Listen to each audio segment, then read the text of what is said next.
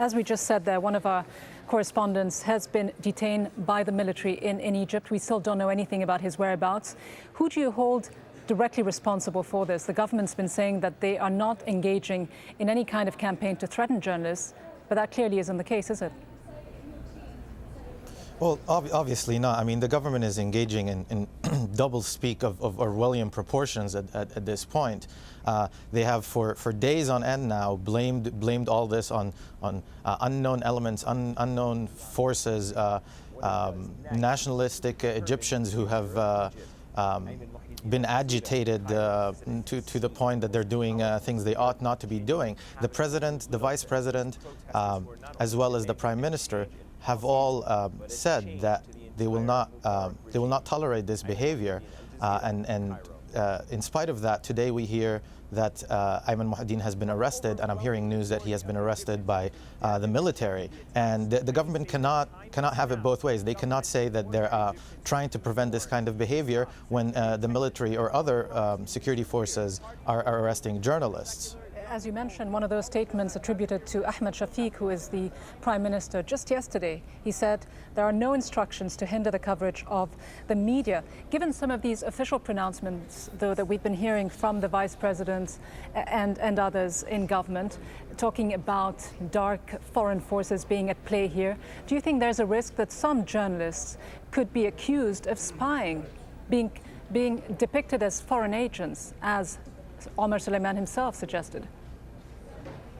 They already have, and Egyptian state television and radio have taken their cue from Omar Suleiman, and they're repeating the same misinformation, and it's frankly unacceptable. And we've called on the Egyptian government and on foreign governments that have made their position on this issue very clear, and their position on attacks on journalists very clear, that this type of doublespeak can no longer be tolerated. It is very, very important for all international actors, both governments and non-governmental organizations like the UN and others, to make it very clear to the Egyptian government, publicly and privately, that this behavior will not be tolerated.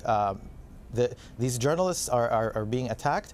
We're seeing somewhat of an exodus by foreign journalists from Egypt, a little bit yesterday, and even a larger number of journalists leaving the country today. And let's not forget that everything that has appeared on TV so far, all the brutality that's been going on the street, the government has been willing to do that in front of journalists. I shudder to think what the government is willing to do once all the journalists have been eliminated, if in fact they succeed in what they're trying to do, which is to create a media blackout. Mohammed Abdullah Dayem of the Committee to Protect Journalists joining us from New York. Thanks very much indeed. Now, Iran's opposition has put in a bid to rally in support of protests in Egypt and Tunisia. That's according to postings on opposition websites in Iran.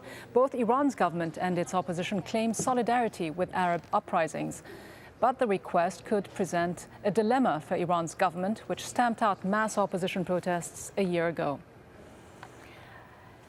None of the mummies in Cairo's main museum were damaged in looting last week. That's according to Zahi Hawass, the man in charge of Egypt's antiquities. He'd earlier been quoted as saying 2 mummies were damaged. He added it was business as usual at the museum on Sunday, although 70 other exhibits needed restoration. Hawass was made a cabinet minister just last week. Meanwhile, Egypt's famed pyramids are closed for business for a 10th day, dealing a costly blow to the country's $10 billion tourism industry. The doors to Giza's pyramids are locked and heavily guarded by the army. Many of the tourists who've chosen to remain despite the ongoing turmoil have settled for camel rides instead. Now, 2 weeks of demonstrations are costing Egypt millions of dollars every single day. Investment bank Crédit Agricole estimates the economy has lost at least $3.4 billion since the unrest began. That's $310 million a day. Some bank branches reopened on Sunday, but they were only allowed to open for 3.5 hours, possibly to avoid a run on local banks. The stock market, meanwhile, remained shut, suggesting government worries about whether the system can operate smoothly. And the unrest has hit one of Egypt's key industries, that is tourism, of course, with officials putting the number of visitors who've fled the country so far at least 1 million. Now, for many small shop owners and residents in Cairo, life is yet to return to normal. If we're stuck at home, what is there for us to do? If someone has some money saved up and he then spends it all, how can we then eat or drink? That is why it is a must for life to go back to normal. The protesters in Tahrir Square can stay there. We want them to stay there, isolated in their own bubble. But for the rest of us, life will go on. It will not stop, because it must go on. A very large portion of the changes the anti-government protesters wanted have already been met. The government began to feel sympathetic towards them and asked them what they wanted. But now what? I'm sure that if Mubarak leaves today, they still will not go home, because there are groups within them that want us to become like Tunisia or Iraq. There's much more coming up here on Al Jazeera, including the battle for a 900-year-old temple. Thai and Cambodian troops clash for a third day. We'll get the very latest live from the border. We'll also be looking at rescue efforts in Sri Lanka as the country struggles to cope with extreme weather.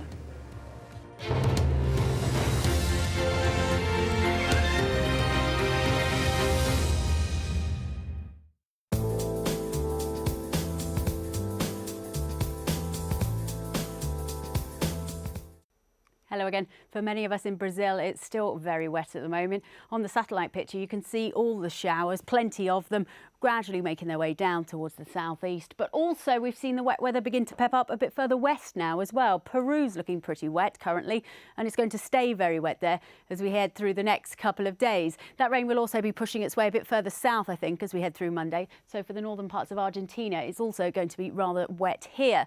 For Buenos Aires, though, here we should get away with a dry day, but it's actually going to be a bit fresher than it has been, only topping at around 24 degrees, which is 75 Fahrenheit. Now, across towards the southern parts of Africa, plenty of heavy downpours here, as we've seen over the past few days.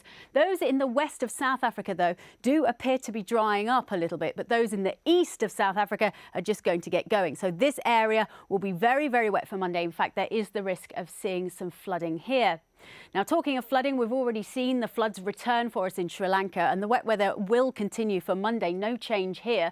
Further north, for most of us across India, it's largely fine and dry until you head to the far north. That's where the cloud, rain and snow is. Now, here in Doha, things are going to get a bit fresher over the next few days. 21 degrees during the day and dropping down to around 13 during the night.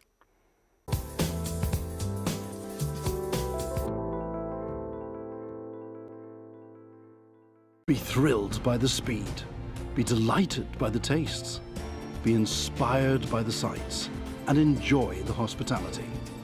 The Muscat Festival. It's here, January 27th to February 24th.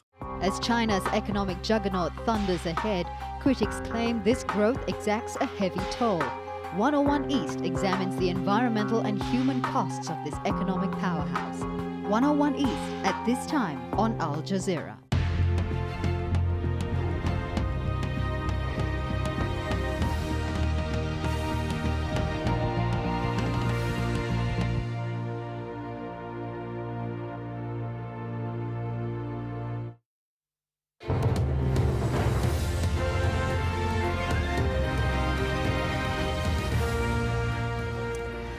Welcome back. Let's remind you of our top story, the ongoing crisis in Egypt. Egypt's outlawed opposition party has been meeting with the vice president.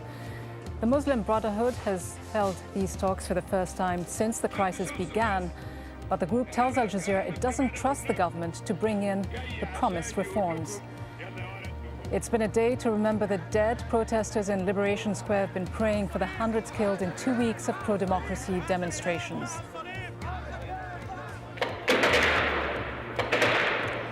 And Al Jazeera has obtained video of protesters being gunned down in Cairo. The identity of the gunman remains unknown. Let's bring you up to date now with some other news. Shots have been fired by Thai forces and Cambodian troops. The gunfight breaks a ceasefire which had been in place after a Thai soldier was killed on Saturday. 3 others and a civilian died on Friday. Cambodian and Thai forces exchanged gunfire near a contested 900-year-old temple. Well, let's get the latest from our correspondent Wayne Hay. He's on the Thai side of the border. What's the situation like now, Wayne? Well, Gina, it seems to have all gone quiet. We did see some fierce shelling taking place, certainly from the Thai side, aiming towards this disputed area around an ancient temple, which both governments claim We didn't see evidence of Cambodian fire coming back towards us, but clearly that did happen because there are reports that at least 10 Thai soldiers have been wounded in this latest round of violence. But at the moment, things seem to have gone quiet. How shaky, though, do these latest events leave the ceasefire? Are we likely to see more clashes in the next few days?